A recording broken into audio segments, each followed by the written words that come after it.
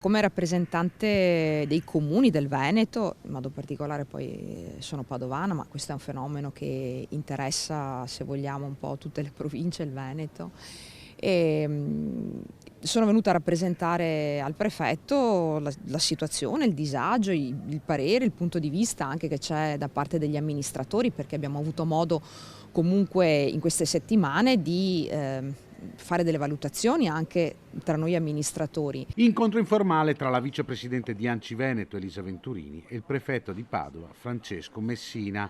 Il tema Fleximan, il fenomeno che sta colpendo in tutta Italia di assalti alle telecamere che rilevano la velocità lungo le strade. Le preoccupazioni dei sindaci sono proprio quelle di capire dove applicare, come applicare, farlo seguendo delle regole, tenendo conto che devono essere assolutamente comunque condannati gli atti di vandalismo perché non possono essere accettati, e una riflessione profonda da parte degli amministratori deve essere quella di chiedere o non chiedere se installare un dispositivo. Deve essere fatto un ragionamento generale, dice la Venturini, tra politica nazionale e amministrazione locale.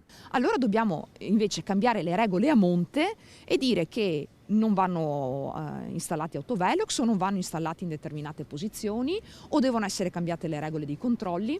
Dobbiamo cambiare le regole, ma a monte a questo punto, perché pensare di farsi giustizia, stante il nostro ordinamento, non può essere tollerato.